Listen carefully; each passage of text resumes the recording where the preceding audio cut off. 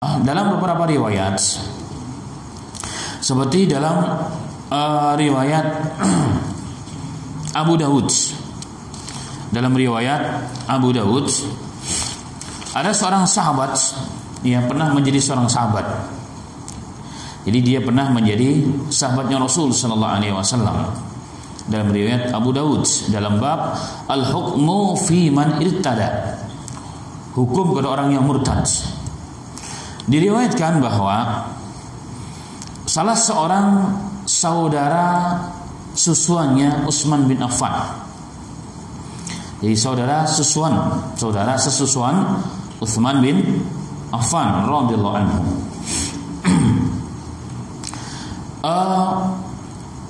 Beliau punya saudara susulan yang bernama Abdullah bin Abi Sarh. Abdullah bin Abi Sarh. Yang kemudian ini terjadi sebelum Fathul Makkah. Dia orang Quraisy, saudara susua. Jadi susunya sama dengan Utsman bin Affan. Dan dalam Islam saudara susuan itu sama seperti saudara nasab dalam beberapa hal. Ya, dalam beberapa hal. Setelah dia masuk Islam, dia termasuk orang yang hebat, pemuda yang hebat. Sehingga kemudian dia dipercaya oleh Nabi Muhammad SAW untuk menjadi katibul wahyu, menjadi sekretaris pribadinya Rasul, menjadi pencatat wahyu yang turun di lembaran-lembaran, di lempengan-lempengan apa, di tulang, di pain dan sebagainya. Sebagaimana tadi kisah yang pertama. Menjadi orang kepercayaan Nabi Muhammad SAW. Tapi qadarullah kemudian dibisiki oleh syaitan. Dia dibisiki oleh syaitan, kemudian syaitan menyesatkannya dari jalan kebaikan, dan kemudian dia berkomplot bergabung dengan orang-orang musyrik Quraisy. Dibisikin oleh bisikan syaitan untuk berkhianat kepada Nabi Muhammad SAW. Sama halnya yang tadi, ketika Rasulullah memerintahkan tulislah ayat ini, ditulis tapi dirubah tulisannya. Dirubah seperti dalam surah Al-Kafirun, diperintahkan Rasul untuk menulis Al-Zalimun, maka ditulis menjadi Azizun Hakim dan seterusnya.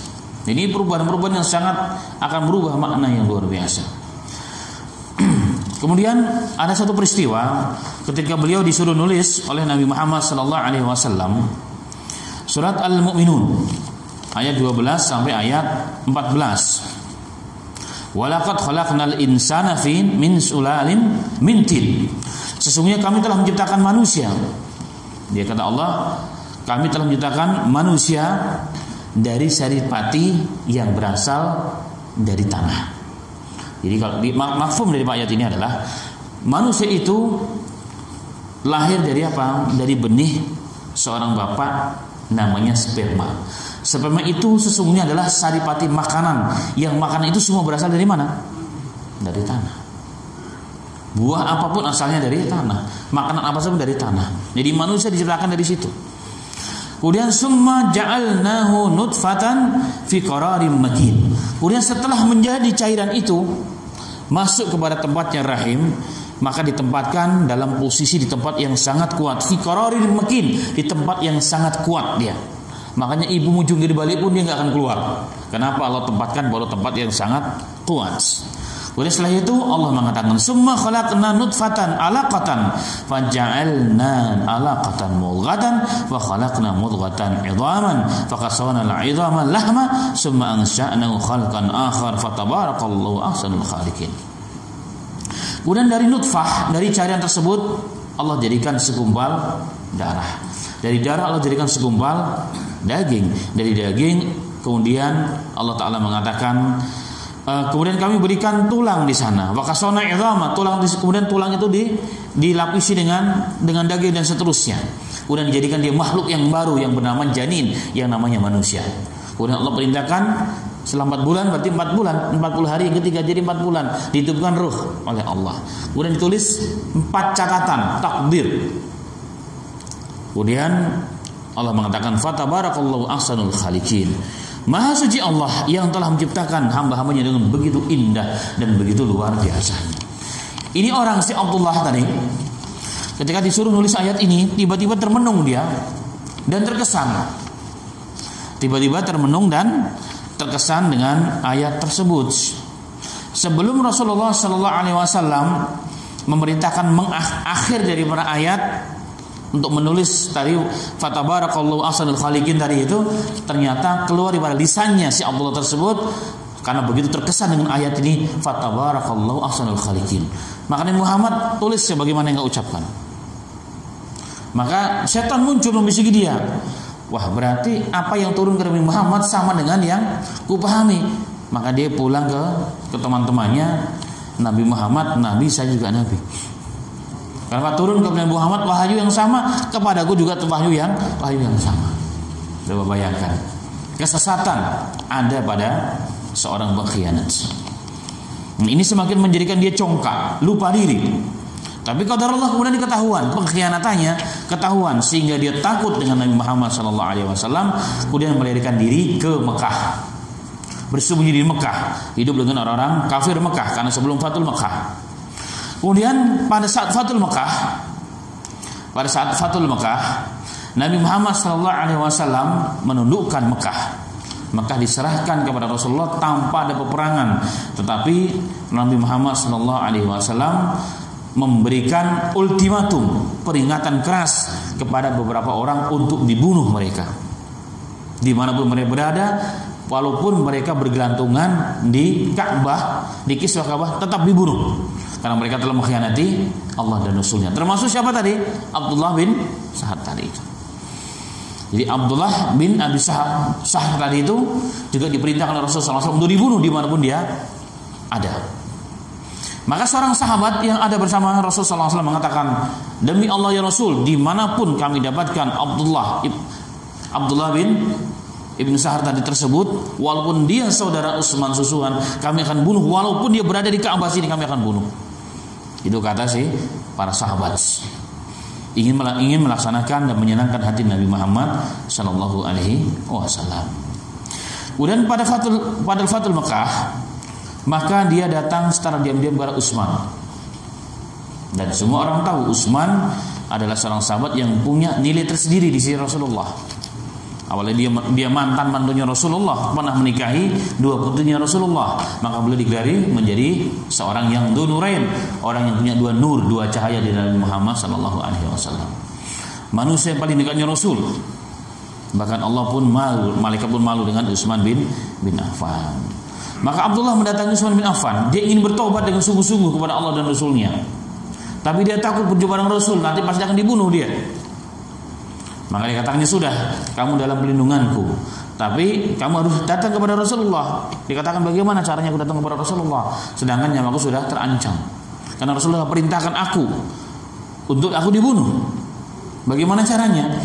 Maka Utsman bin Affan punya idenya, sudah gampang. Sudah, kamu datang ke Rasulullah, ke majelisnya Rasul, langsung berhadapan dengan Rasul, minta maaf dan bertaubat kepada Rasul. Caranya supaya kamu ketahuan, pakai hijab, pakai cadar. Jadi laki-laki disuruh pakai cadar sehingga ketahuan, ditutup dengan sedemikian rupa. Betul. Jadi nasihat dan masukan dari para saudaranya Utsman bin Affan tersebut. Utsman bin Affan sama sekali berkata di sini enggak ingin berkhianat dengan Rasul. Beliau tidak ingin berkhianat dengan Rasul, tapi menginginkan saudara ini dia juga tobat kembali kepada Allah Subhanahu wa taala. Maka rencana itu dilakukan. Setelah dipakaikan cadar dengan sebagian rupa, sehingga ketika dia berjalan tidak ada yang tahu kalau dia seorang laki-laki.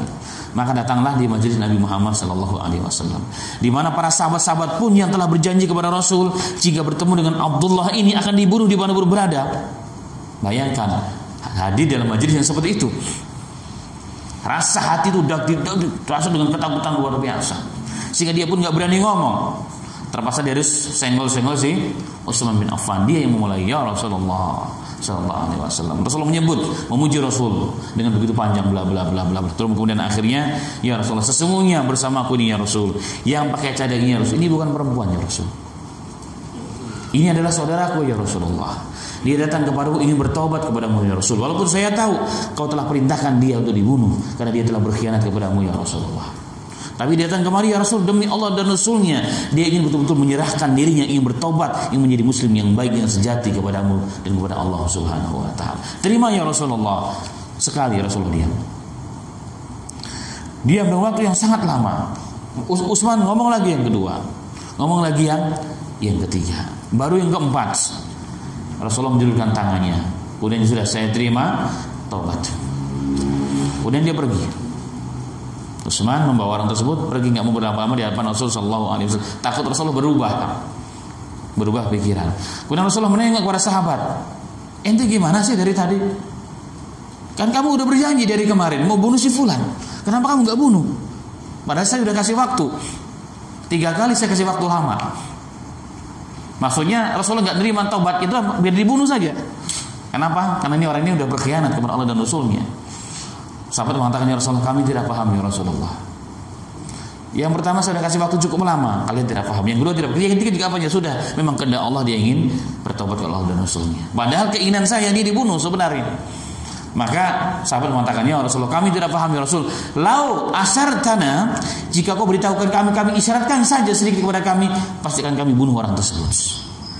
Tapi ini semua adalah kehendak Allah Subhanahu wa taala. Kemudian dia bertobat kepada Allah dan Rasulnya dan dia kemudian menjadi muslim yang baik. Nah, ini bertobat kembali kepada Allah. Sedangkan yang pertama tadi tidak bertobat, bahkan dia dimatikan oleh Allah Subhanahu wa taala dalam kondisi hina dina. Bahkan bumi tidak mau menerima jasadnya. La haula wala quwwata illa billahil aliyyil azim.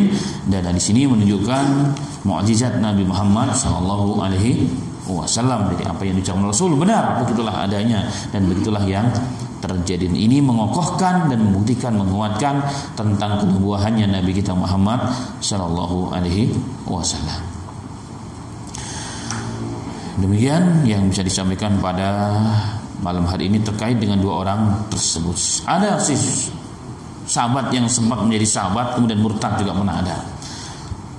Pada kisah Sirah Nabawiyah, pada hijrah yang pertama sahabat hijrahnya ke Habasyah. Di sana ada 2 orang yang berkhianat kepada Rasul, kemudian mereka menjadi Nasara karena hidup di negara Nasara. Yang pertama adalah suami yang kemudian istrinya itu menjadi istrinya Rasulullah sallallahu alaihi wasallam. Jadi suami dari Ummahatul Mukminin Habibah binti Abu Sufyan. Suaminya murtad. Ketika di Habasyah, dia terkesan dengan agama Nasara dan dia mati dalam agama Nasara, yaitu Ubaidullah bin Jahash. Yang satunya lagi adalah Ibnu Hisham.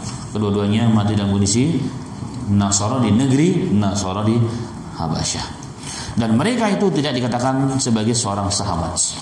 Sahabat itu adalah orang yang berjumpa dengan Rasul, beriman dengan Rasul, mati dalam kondisi iman, itu sahabat. Kalau orang yang berjumpa dengan Rasul, beriman kemudian murtad, maka bukan sahabat. Apalagi yang tidak beriman. Apalagi yang tidak beriman kepada Rasulullah sallallahu alaihi wasallam. Demikian, semoga bermanfaat, menambah ilmu dan pengetahuan kita, dan semakin kita bersyukur kepada Allah Subhanahu wa taala bahwa ternyata istiqomah dalam agama merupakan nikmat yang terbesar daripada Allah Subhanahu wa taala. Dan untuk tetap istiqomah perlu taufik Allah, maka kita berdoa. Tidak ada jaminan kita dapat istiqomah. Bayangkan penulis wahyu saja bisa murtad. Berjumpa langsung dengan Rasul, suhbah langsung dengan Rasul, bisa berkhianat dengan Islam, dengan Nabi Muhammad SAW. Setan apa yang mempengaruhi dia kalau bukan iblis? Apalagi saya dan antum yang jauh dari Rasul, jauh daripada orang-orang yang hebat. Semua bisa terjadi. Hanya taufik Allah Subhanahu wa taala yang bisa menetapkan diri kita untuk selalu istiqomah dalam kebenaran. Wafaqana wa iyyakum. Semoga berikan taufik kepada kita semuanya. Amin ya rabbal alamin.